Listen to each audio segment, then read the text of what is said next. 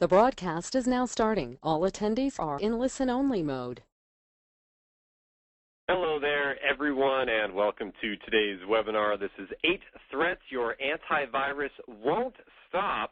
Our event today is sponsored by Sophos, and as a company, their goal is really to protect you and your organization everywhere that you and your employees work. They offer complete security with a full range of endpoint, encryption, email, web, network security, and UTM products. My name is James Hilliard. Really glad to be on board as the host and moderator for today's event. And we've got a great turnout for the presentation. Already seeing some questions in from Bill and Alan and a few others. Alyssa, I want to say hello and welcome to you. Paula, thanks for taking time to join us as well. Todd F., Todd L., and Todd D., all on board, guys. Welcome to all of you. Again, great presentation turnout today. A lot of folks online, so really happy to see that. What I want to do for all of you is start off with a couple invitations. One of them is to interact with us throughout the presentation. Best way to do so is using that question and comment pane, and that's where you can type in your questions. Just make sure you submit that so we can get you queued up. Definitely have the opportunity to mix in some questions as we move along, and we've carved out about 10 or 15 minutes for Q&A towards the end of the presentation. A couple other things we're going to do. In fact, I want you all to find your little raise your hand function. It's a little hand icon. And right now, I want to actually ask a question. And if you agree, then you can raise your hand as yes here. Do you think your AV, your antivirus alone, is enough to protect you? If you think that's the case, then raise your hand there, and we'll tally that up and see how many of you are raising your hand thinking that antivirus is enough there to protect you. Dan, you're asking how many folks on board. We're about 300 and growing as we kick off here, and about 4% or so of you right now are saying, yeah, AV is enough. That's protecting us. We'll see if that number climbs at all here as we continue forward a little bit. But so we're going to use that raise your hand function a couple times during the presentation. Also, we have a formal poll that'll pop up on the screen later. That is focused towards you that wear IT hats. Some of you do not wear an IT hat. That's fine. We're glad you're here. But those that do, we have a little section that we'll be talking specifically to our IT folks. Poll question for all of you when we get through the presentation. So those are some ways that we can interact, and look forward to seeing a lot of your questions and comments come in as we move forward. If you've got some burning question, a question that you're really hoping will get answered today on the event, feel free to type that in now. We'll watch along. If we answer the question, great. If we don't, we'll try and surface that during our Q&A session as well. Let me introduce Chris McCormick to all of you. He is with Sophos. He's been having a front row seat into IT and security for a good 20 years. He's a really good guide for us today, looking at, again, these 8 threats that your antivirus won't stop. Again, I want you all to kind of keep me busy with questions and comments as Chris is going through a majority of the presentation. And again, we'll stop down a couple times to get some comments in and things like that.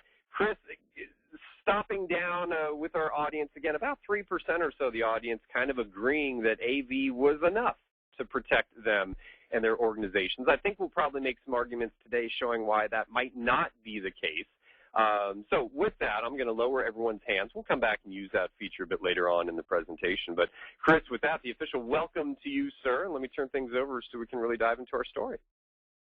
All right, thanks a lot, James. Yeah, that's a bit concerning, that 3%. But on the other hand, it means 97% or so believe that AV is not the end-all, be-all. So today I'm going to spend a few minutes just reviewing the current threat landscape, what's driving change in IT security, and then we're going to dive into those 8 threats that your traditional AV can't stop. And then we'll wrap up with some questions that you can ask your prospective vendor to make sure you are getting the best protection that you need.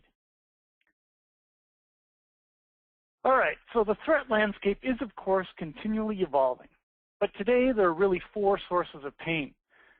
First, there's the fact that users are more mobile than ever and using a broad array of devices to do their work, as you all know. Laptops, tablets, smartphones, the works. Then there's the fact that threats themselves are evolving rapidly in an ever-escalating arms race, as I like to call it, and they're trying to evade your security and victimize their users constantly. Then there's the problem of data being everywhere. Increasing regulations and the fact that your sensitive data is in fact what the bad guys are targeting compounds the problem. And to top it all off, I'm sure you'll agree, security is taking too much of your time, and it's probably impacting not only your productivity, but that of your users as well. Now, I mentioned that data is everywhere, and that's what the bad guys are targeting. Here we have some data from datalossdb.org that tracks a variety of data loss incidents. And it's perhaps not surprising that the #1 source of lost data is a stolen laptop, device, or other form of removable media, which is noted in the chart here in blue. We're going to talk later about the importance of encryption and device management and protecting against this kind of loss. The next major type of data breach is due to hacks and improperly secured servers and databases. And you've probably read a lot about this in the news. It's a challenging vector to address, but there are a number of best practices you can look into implementing to safeguard yourself, and certainly web server protection being one of the ones at the top of the list there. Then the next vector is web, email, and virus type attacks, which are represented in green there.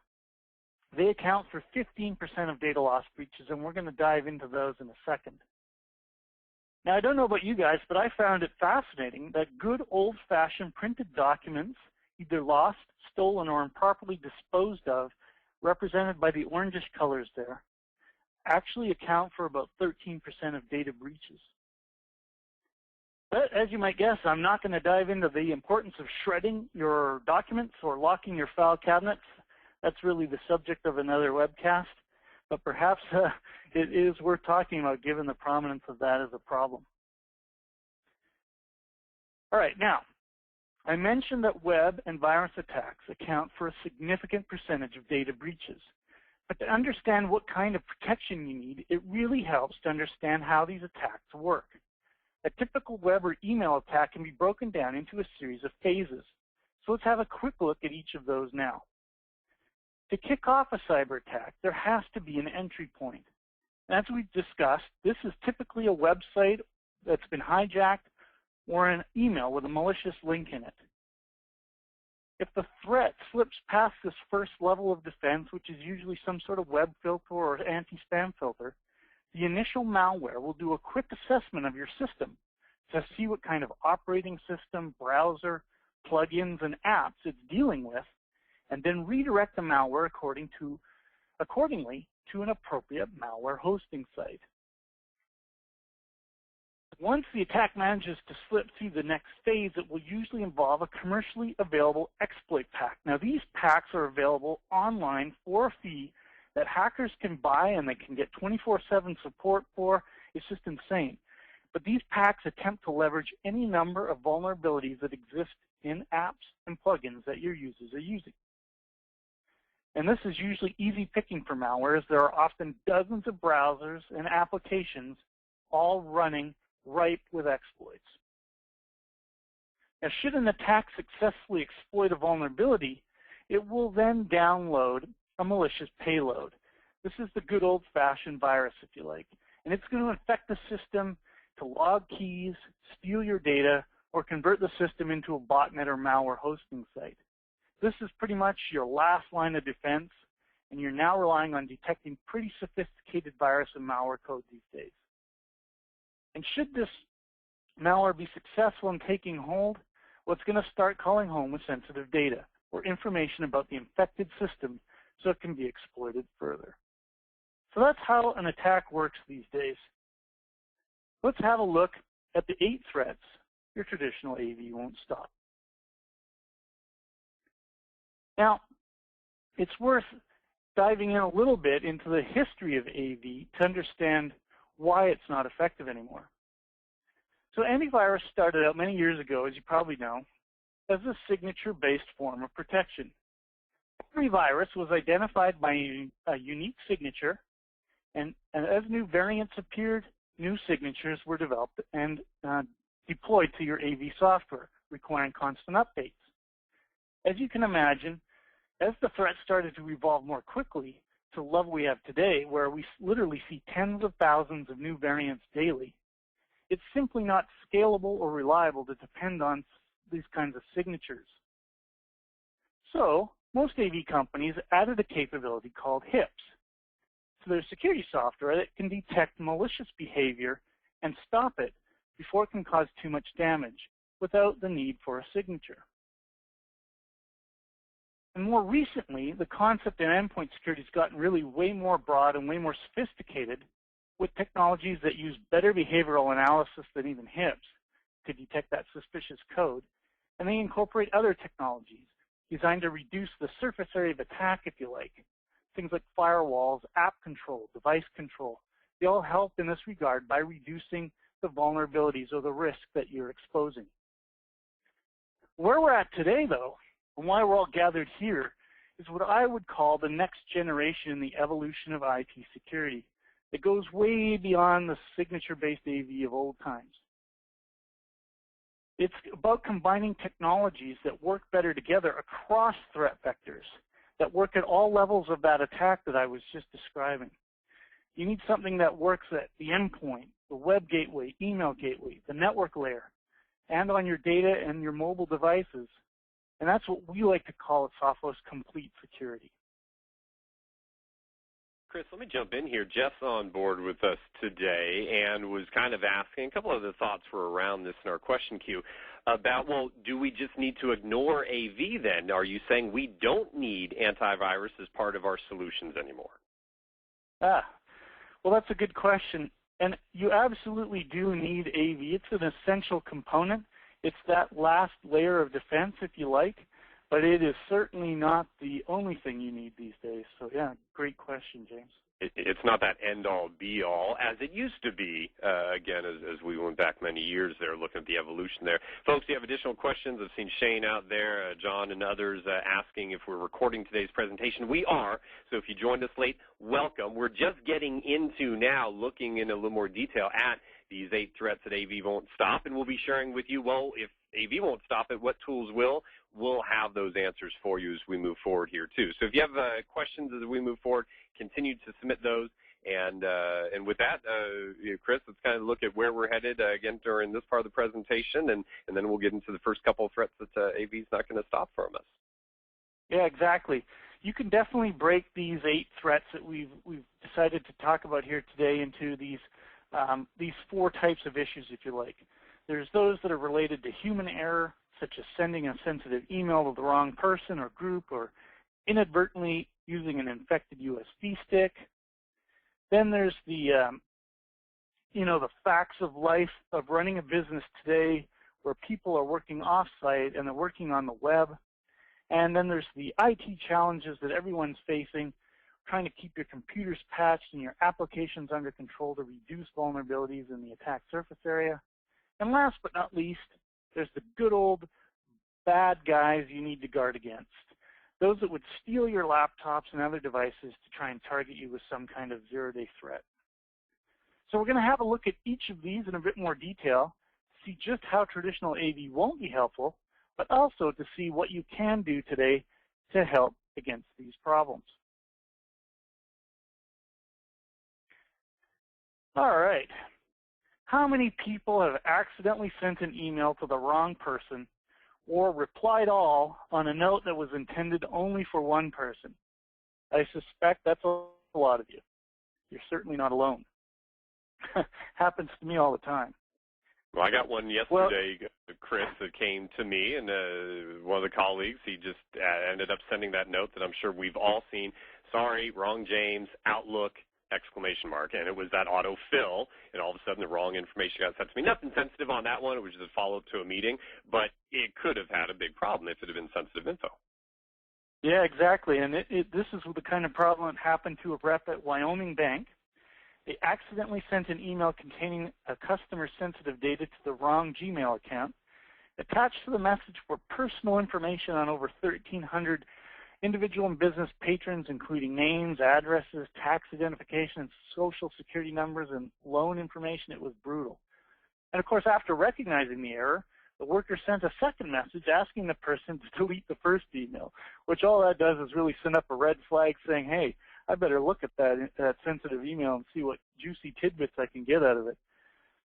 Of course, the person didn't reply, so the bank had tried to contact Google to identify the individual, and when Google refused, Wyoming Bank had no choice but to file suit. They lost, and the whole thing, this whole thing cost them a lot of money. Reputation was damaged. They had to send out notification to all their customers saying there had been a data breach. It was just nasty. And no AV solution is going to help you here. Fortunately, there's little need for this kind of problem anymore. With affordable, simple email encryption and data loss prevention tools that can either stop sensitive data from leaving your organization altogether or ensure it's encrypted and protected from falling into the wrong hands. Now, we have an interesting question for you here. If you found an unwrapped lollipop in the parking lot at your office, how many people here would pick it up and take a lick? And folks, go back to That's that right. raise your hand that we used earlier. Raise your hand if this tempting lollipop on the screen is something that you might pick up and say, yeah, I'll give it a lick. Why not? Lollipop, I need a little sugar rush here. We've already got folks raising their hand. Let me see out there. I won't divulge last names, but we'll share some of the folks. Vin, he had his hand up very quickly there. Mark as well. Lollipops, says Jay. Jason says he would do, especially if it was blueberry, so we really know how to go after Jason. Joseph saying, of course, I would not, but my kids probably would. And Carlos is saying watermelon. That would get him to pick it up. So I guess the lesson learned here is it really depends on the flavor. Well, that's amazing.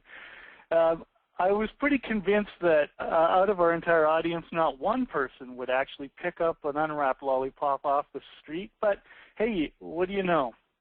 But what's shocking is that in a recent study done by a credit union, where they actually littered the parking lot occasionally with USB sticks, it was found that 15 out of 20 employees, or 75%, would pick them up and take them inside and plug them into their computer, not knowing what it was. So it's probably not surprising.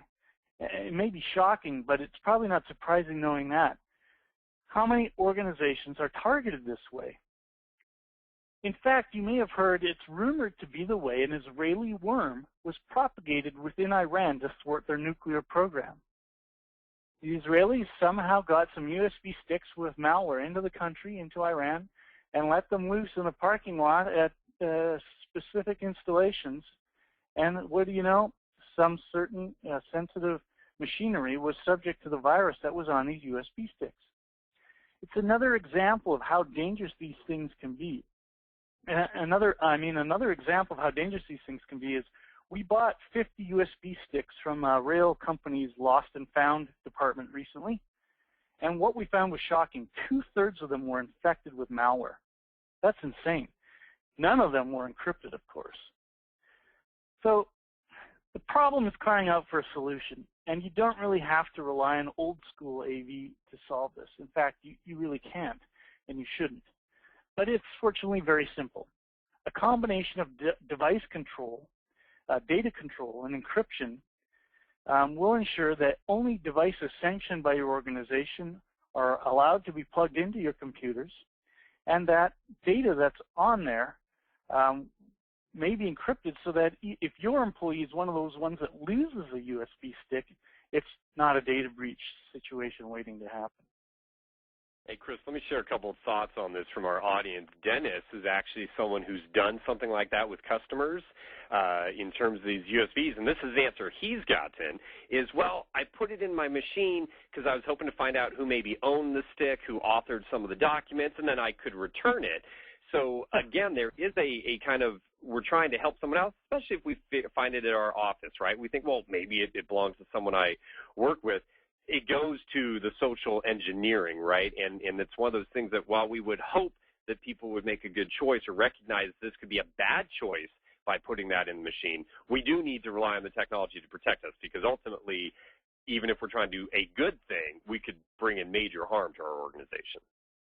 Yeah, that's right. I mean, user education and practicing safe computing is definitely important, but you can't rely on that. You do need some technology as a backup, for sure. Good point.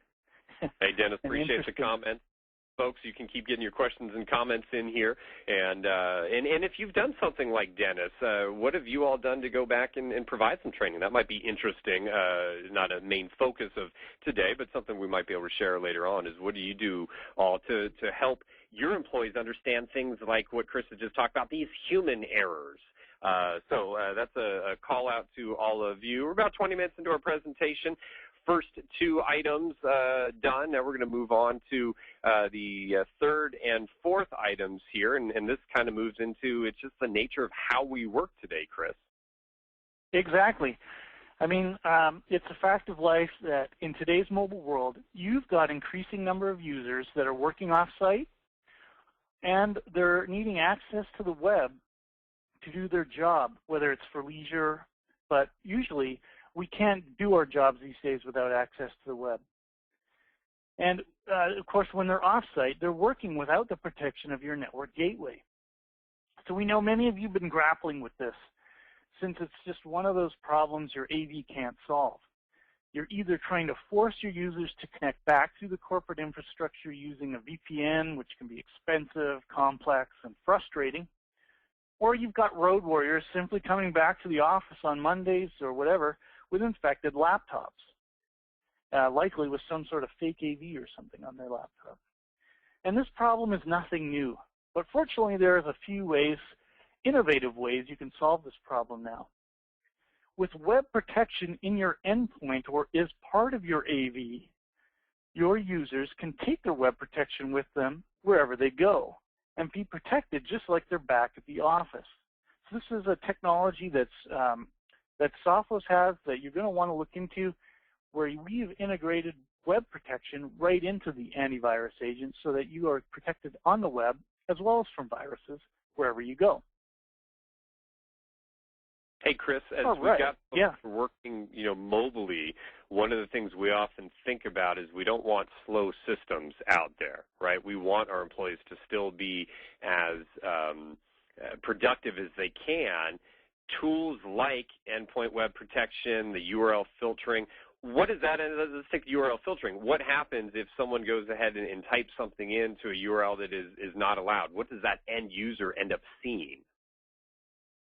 Right. So if they try to access a site that's been blocked because it's inappropriate or it's got malware on it, they'll see a message indicating that that site's been blocked either according to policy or because it's malicious. So it's very interactive with the users. It's not going to frustrate them, but at the same time, it's going to keep them protected and make them aware of what they're doing may be inappropriate. And let's jump over to Alan and a few others, but Alan's saying, can you give a little more of a definition on endpoint web protection? Again, maybe what it looks like on the end user system. Well, to the end user, it's completely transparent. But the cool thing is most of you are probably running some sort of web filtering in your network gateway. So there's an appliance likely sitting in a rack in your data center that's funneling all your web traffic through it so that employees in the office are not surfing adult sites, or if there's some malware on a site, it's not getting into your network. Well, we've basically taken that technology and integrated it into our AV agent on your laptop. So when you leave the office, your laptop is now performing the same web protection capabilities that your appliance in the rack in the data center was doing. That's essentially what it's doing, James. All right, and Leanne has one more question on this, and then we'll move on. And folks, if you have additional questions, we can come back to them later. But Leanne asking this, what is IT going to see if you do have a user that keeps on trying to hit a filtered site? Does IT get a report, some type of escalated alert? What does that look like? Yeah, exactly. So that's one of the most important aspects to any kind of web protection solution, is being able to know what's going on in your network and take action on problem users, educate them, or discipline them if it's necessary, but take some action to deal with your problem users. So absolutely look for a solution that provides you with a dashboard view of what's going on the web in your network with your users. Whether they're on-site or off-site, you want to know what they're doing. When they're on their company asset or on company time, you're allowed to know. So find out what they're doing.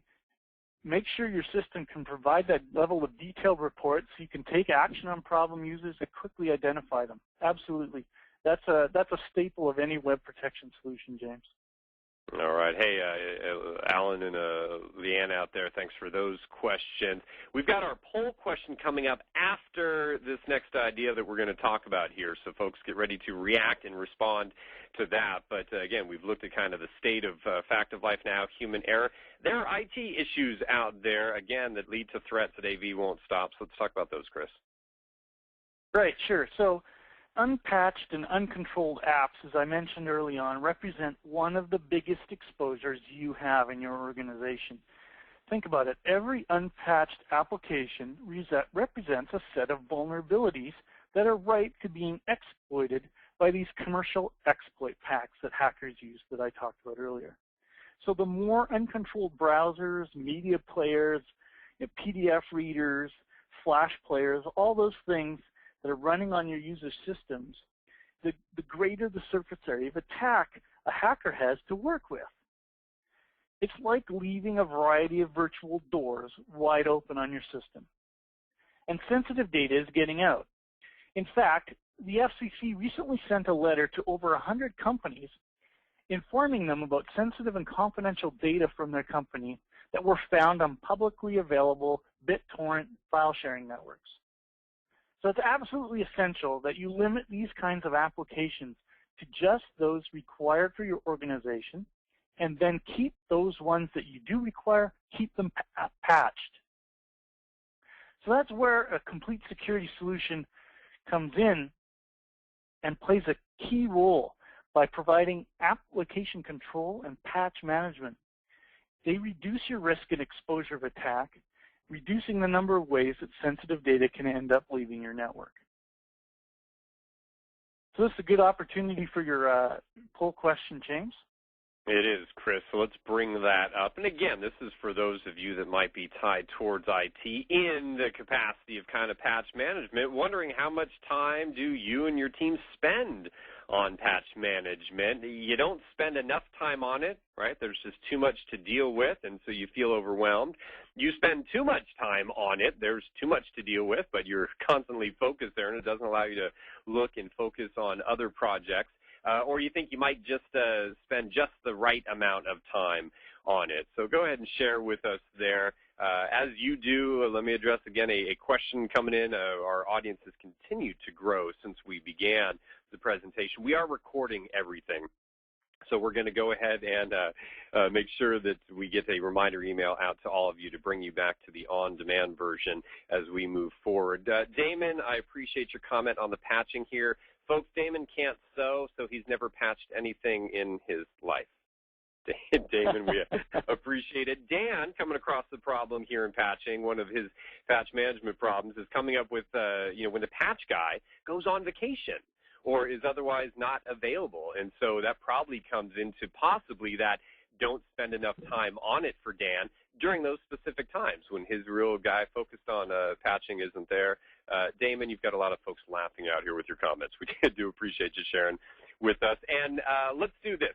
Let's go ahead and close out the poll. Most of you voted, about 60% or so voted here. So let me close that down and share the results. And you're going to see that almost half this audience, 48% that voted saying, you don't spend enough time on it, right? It is a big burden there. About 30% say, you think you've figured out you've got a good balance right now. Again, though, I think, Chris, as you were showing, that there are ways to help these teams do a better job of patch management and gain some of that time back so they can focus on other issues, projects, right, not just reacting to, it's patch time. Exactly. So one of the things, if you're not spending enough time on patch, is probably because it's an onerous task. So get a solution that's going to help you optimize your patching without spending a lot of time. One that can prioritize what are the most critical patches you need to apply based on the current threat landscape and get those patches applied. Absolutely. And if you're spending too much time on it, well, you could benefit probably from a better solution too that's going to take a lot of the work off your shoulders. And if you think you're spending just the right amount of time, well, that's fantastic.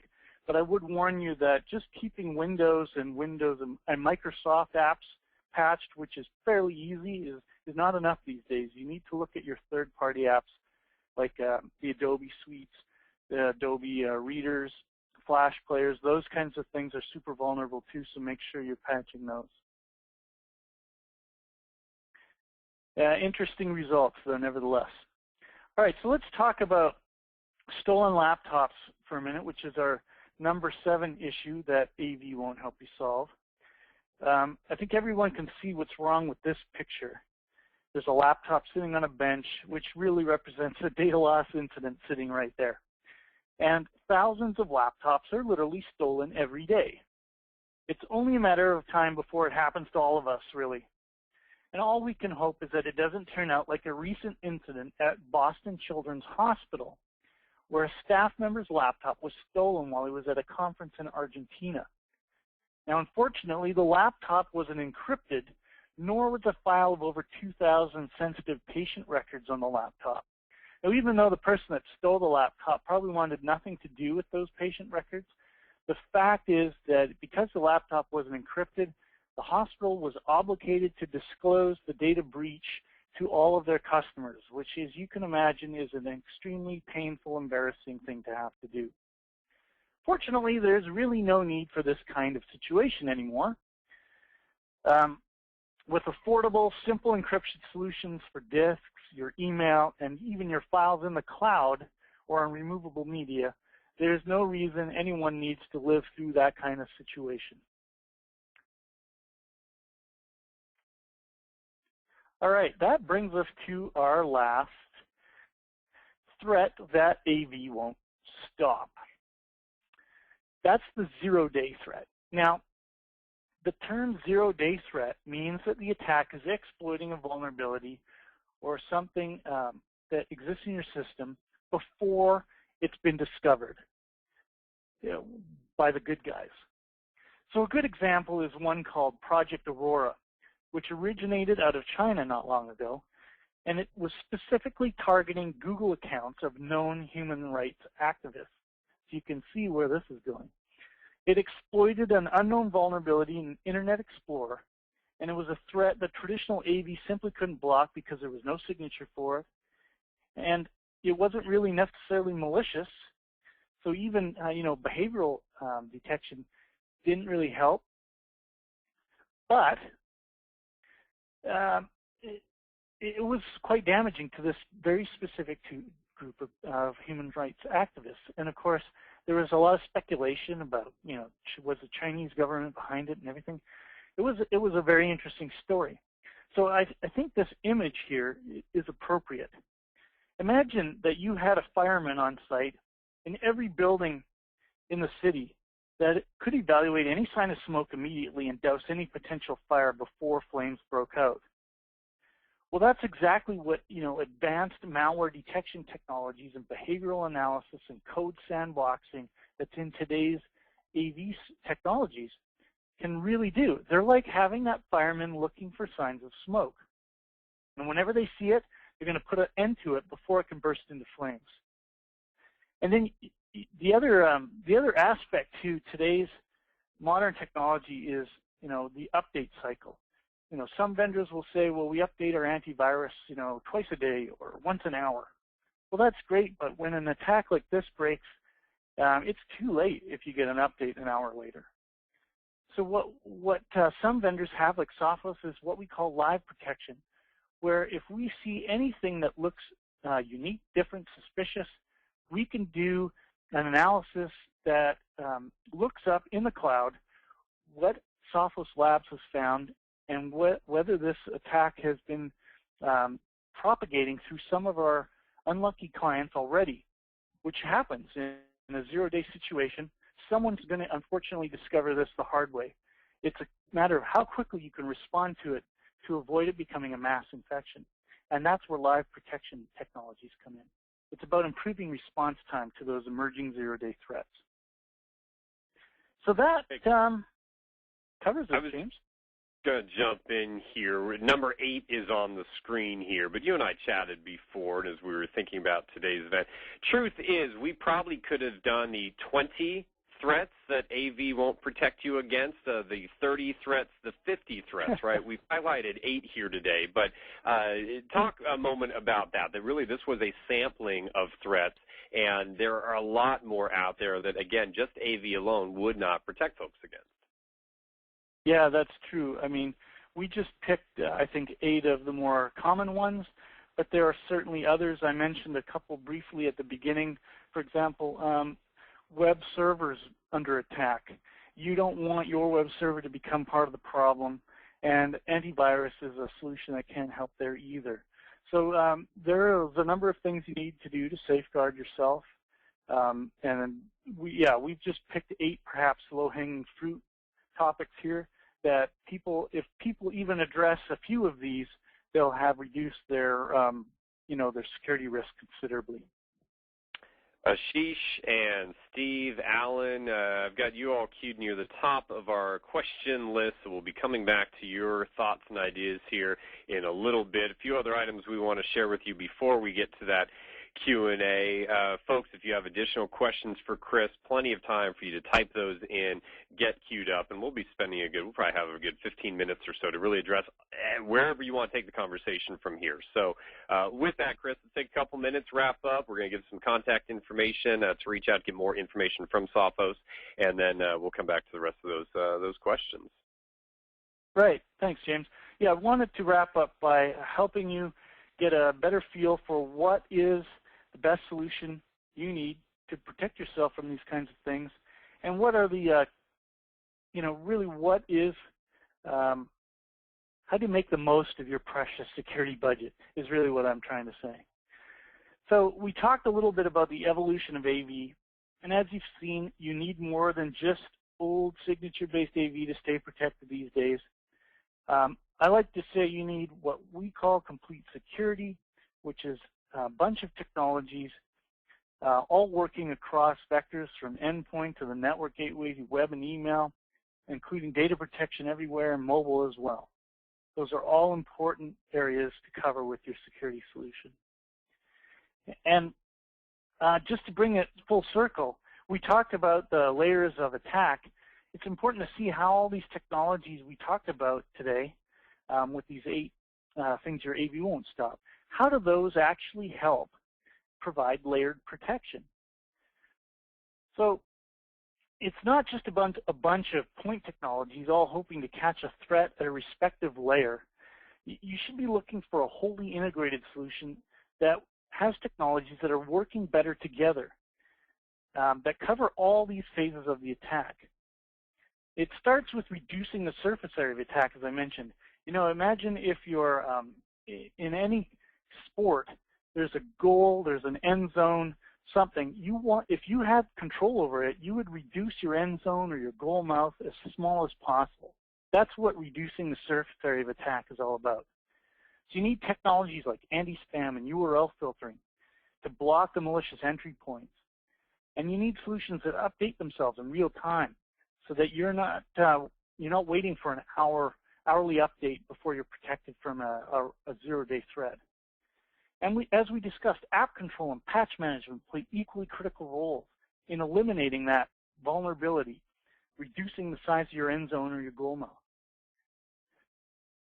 So last but not least, data control and encryption are super important last line of defense in protecting that data should your system become infected, or of course to prevent data loss accidents that are bound to happen. And to prevent infection, that last layer of defense, you need more than signature-based AV. You need leading-edge technologies working on your behalf, things like, malicious code detection, firewall technologies, intrusion prevention, and that live protection. And of course, you need this kind of solution that's going to provide multi-layer protection, but in a way that keeps your users working, you working, and protecting them everywhere they go. So 8 questions to ask your vendor, James. We talked about this. There are a number of great questions you should be asking that dig at the heart of what their solution consists of. But we should probably just focus on a couple here today. I think how does your vendor stopping sensitive data from falling into the wrong hands is important? Of course, they're going to say, well, you need some sort of encryption, but dig into how easy it is to use encryption. It's embarrassing, but a lot of organizations have encryption in their security suite, but they're not using it because it's onerous to manage and it's difficult for the employees to deal with. So find a solution that works for your organization and use it. And so another one, we talked about patch. Find a system that helps relieve your patch burden. If you're not spending enough time on it, cool, find a solution that's going to fill that gap for you. And if you're spending too much time, find a solution that's going to help you spend less time. And folks, you've seen this list of 8 questions. If, as you're looking through it, you want a more explanation on some of them, feel free to go ahead and ask us in the question queue, and we can come back. We can get into some. Some of these thought we were pretty specific and easy enough to understand here. But if there's something else on this list that you want to know, well, what type of answer should I hear, or something like that, feel free to ask us in the Q&A session, and we'll come back to those for sure. Let's do this. Again, we've got a lot of great questions queued up, so we're going to be diving into those ever so quickly. Quick show here of kind of some recap. Again, we've shown throughout some of the solutions that are available to protect some of these threats. We'll recap that quickly, share some contact information with Sophos, and then we'll get into the rest of your questions. Yeah, great. So Sophos, just to wrap up, provides all of these great technologies you need. And this looks a little intimidating. It is. There is a lot of technology you need to bring to bear on the threats today in order to stay protected. But Sophos has invested an enormous amount in simplifying security for you and your users and making it transparent and easy to use. Simplicity is our mantra at Sophos, and we want to make security not only effective but easy, because if it's easy, people will use it and they'll be protected. And so that's really the message I wanted to get across on this, and back to you, James. Well, perfect. And let's get into the questions here, folks. If you have additional questions, feel free to share those with us. And I actually want to come back to Carlos, and it actually went to one of those questions, right, that we should be asking our vendor, and one of them was talking about, how do we keep sensitive data from falling into wrong hands? And an answer we might want to hear is, well, you would use encryption. Carlos saying this, though, well, sometimes encryption and security, it can be so good that those end users feel burdened, or you end up losing some data because it's too complicated of a system. And I think you were kind of alluding to that, Chris. You want to find something that it's safe, it's secure, but it's also easy not only for the end users, doesn't confuse them, doesn't make them want to try and get around the system, and easy for IT to manage. Yeah, exactly. You need a system that isn't burdensome, that's transparent. For example, if a user forgets their password while they're on the road, do you want them to be in a situation where they can't call the help desk because it's after hours, so they can't do any work to prepare for the presentation the next day? No. So you need a solution that allows them to recover their password locally without calling the help desk. Those are the kinds of important, but detailed aspects of a solution that you need to have to make your life easier and to make it easier for your users. Absolutely. Alan brings up a kind of idea here, and I think, Chris, it goes back to the evolution a bit of AV. Back in the day, signature-based AV, those signatures were created by the antivirus firms and just basically sent out and updated on our machines. There wasn't a whole lot that the local admins had to do, right? Things have changed a little bit, and so when we're using some of the technologies as we've described today that are going to be the tools we need to use, do people like Alan have to spend a whole lot more time than configuring and making sure they have the best settings? Do most of those come kind of out-of-the-box sets and then simple wizards to go back in and make the slight adjustments that we might need that are specific for our needs? Right. Excellent question, because it has been a big problem for a lot of security companies. When they introduced HIPS and behavioral malware detection into their AV engines, initially, it was exposed as a bunch of heuristic rules that IT administrators had to wade into, try to set up properly, and invariably you'd either set it too tight and end up with a lot of false positives frustrating users because they couldn't access legitimate files that were sent to them, or you'd have it too wide open and threats would get through. And it was a very fine line to try and balance. And so we've taken that, and maybe other vendors have done the same. We've taken that completely out of the picture. As I said, simplicity is our mantra.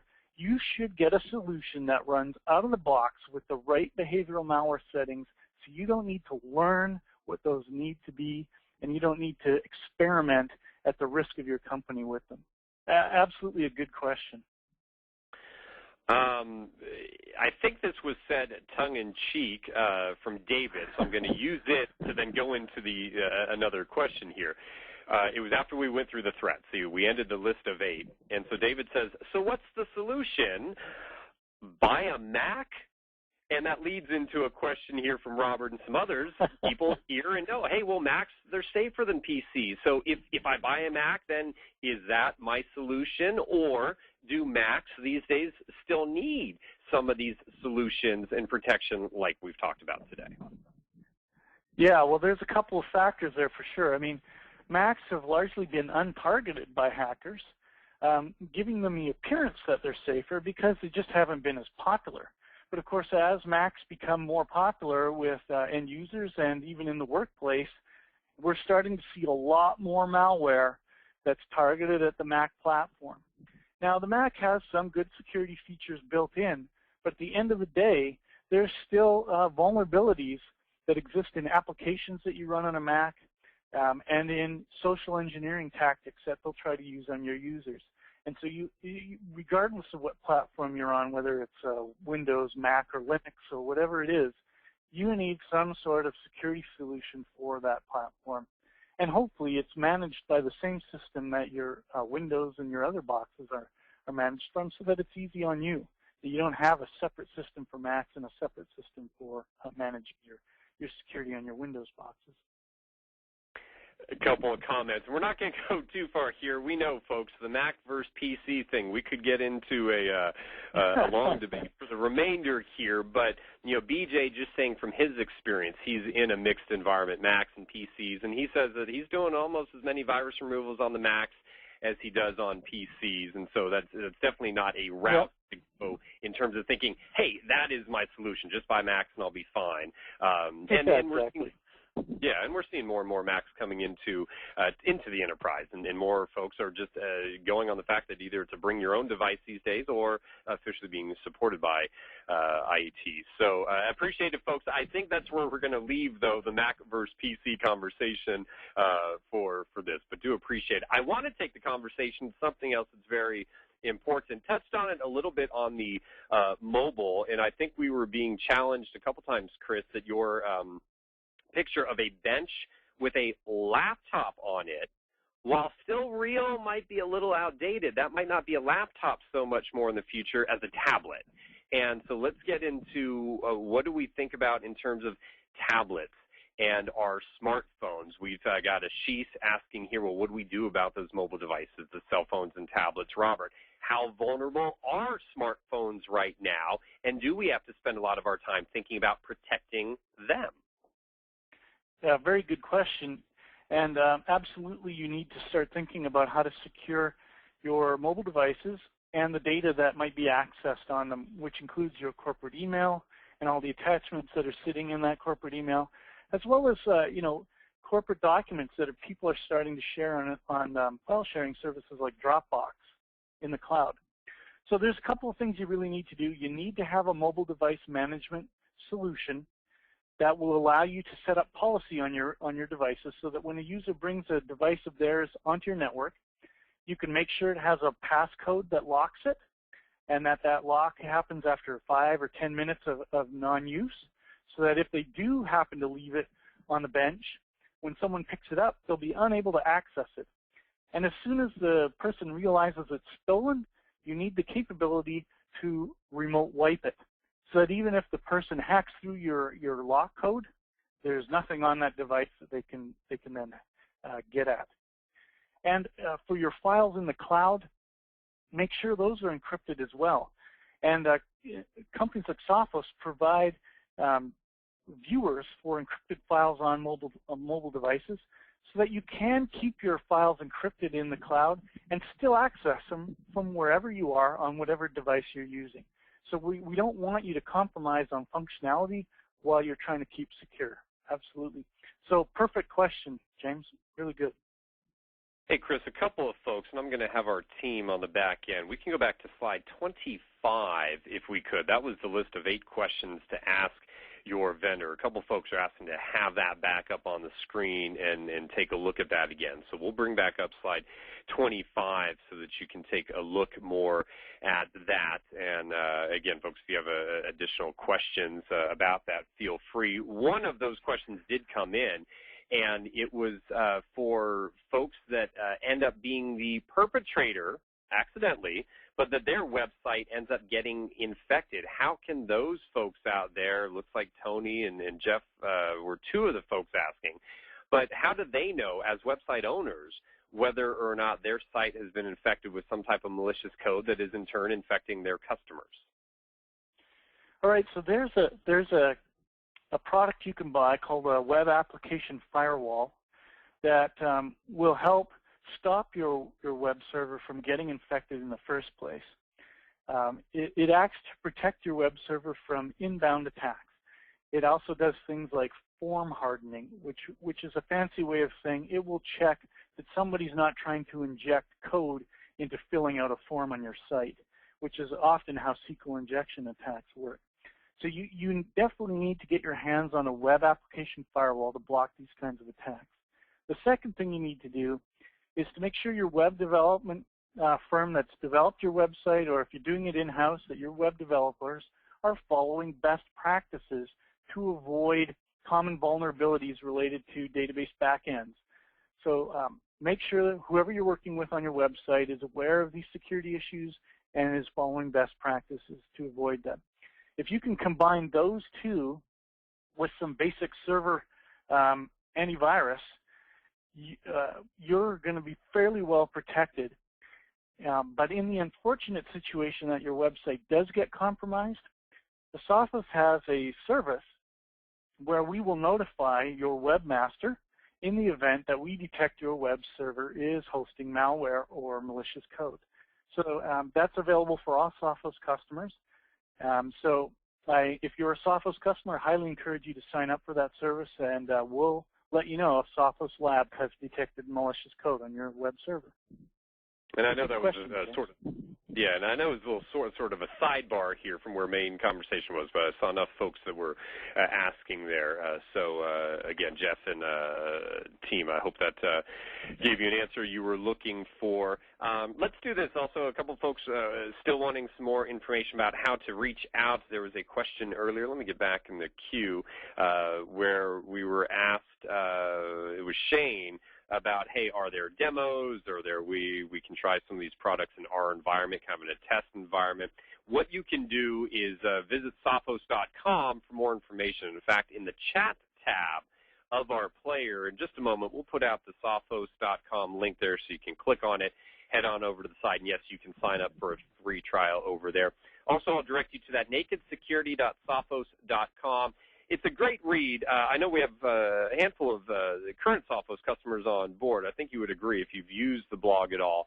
It's a good read. We've got a lot of colleagues from Sophos over in the UK. They've got a great little sense of humor when they're writing on the blog there. So we put that together in the chat tab so you can link over there. And also you see some phone numbers so that you can reach out and get more information if you're looking at that.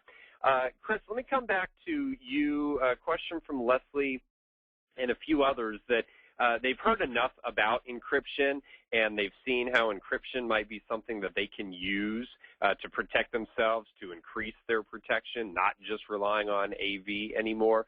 Question is about kind of learning to use encryption so that it is used effectively. What type of resources are available for Leslie and others to learn how to use encryption usefully so it doesn't turn into an additional burden or turn into something that end users ultimately try and get around and skirt and open up even more problems?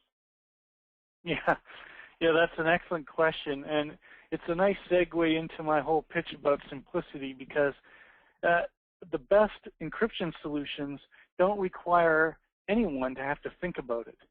They will just happen automatically. For example, with a Sophos email appliance, if I send you an email, James, with a bunch of customer information in it, assuming I'm allowed to do that in the first place, the email appliance will automatically encrypt that email for me without me having to do anything. And it'll send it to you, and you'll see it. It'll be encrypted, and it'll prompt you to go register to set up a password to decrypt it. And you can only do that if you have the right credentials. So it makes it super simple. You don't need to think about it. It just happens. And that's the way you want your encryption to work.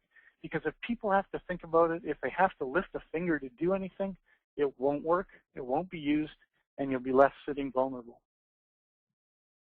Back to an idea that got a lot of interest and conversation was earlier in the presentation about the USBs and what we can do to protect, because we are curious, or we might be being socially engineered by a criminal to bring in that device into our environment. So Adrian, wanting to just have us recap what some of the solutions are to protect yourself from those USBs going in. Encryption is one of them, definitely having those USB sticks be encrypted, but you also mentioned device control and data control. Why, again, are those three kind of the best tools to help fight those infected USBs? Right. With device control, you can set up allowed devices. So maybe your company buys, maybe we buy Sophos branded USB sticks. They're set up in our system so that those specific devices are allowed to be plugged into my computer, and anything else is not allowed to be plugged in. So if I find a USB stick or bring one of my ones from home, for example, it's simply not going to work on my laptop.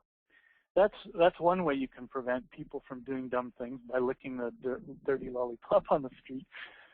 And then you mentioned data control. So even if I have a Sophos sanctioned USB stick, if I go to drop a file full of credit card numbers on there, God forbid, it would catch that and block me from doing that automatically. It would just pop up a message saying, you've violated your data control policy, you are unable to complete this operation. And you can also set it up to warn the administrators, so that, again, if you've got problem users that are maybe leaving your company because they've been let go and trying to transfer all of their work documents onto a USB stick before they head out of the office, you'll catch them and you can put a stop to it right there. I want to share with Adrian and everyone else, too, a comment Greg has about how do you really kind of prevent those USBs. Now, Adrian, this might impact user productivity a little bit, but Greg says there is always super glue in the USB slot. Yeah, that was an old school tactic to do device control. We have a little bit more sophisticated techniques now. That is so true. It's going to be hard because we do need, I don't know who it was. We had so many comments. It's been great interactivity on the back end. Might have been BJ earlier, but someone had said, hey, look, USBs, you can't just stop using them. They're the lifeblood of IT. It is a way, if we're still using some of the sneaker net to go around and update machines and do things. So, yes, just blocking them out or pulling them out or gum or super glue. Greg, we get it, and I'm thinking you've been in the business for a while, sir. So, hey, really appreciate everyone taking time to join us today. First off, also got to really thank you, Chris, for taking time, going through the presentation, definitely chatting here with our audience. Been a great hour we've spent. Pretty much that is it for time. But again, Chris, really do appreciate you being here today. Thanks. It's been a pleasure. In the chat tab, everybody, there are a couple links over to the nakedsecurity.sophos.com blog. You can also just go to sophos.com to get more information, also a free trial. So look for that, and the phone numbers are there as well. So please feel free to use those resources. Also look for the reminder email. It's going to come back to you, bring you to the on-demand version of this presentation. I also suggest and invite you to share this with any colleagues, supervisors, anybody else that you think can benefit from tuning in to listening to what Chris has shared with us today. So look for those as kind of your follow-up actions here. And again, we appreciate your time. This event brought to you all today by Sophos. And again, my name is James Hilliard. Been a pleasure to be the moderator for this event. Glad you've all been here, and we do look forward to talking to you all down the road.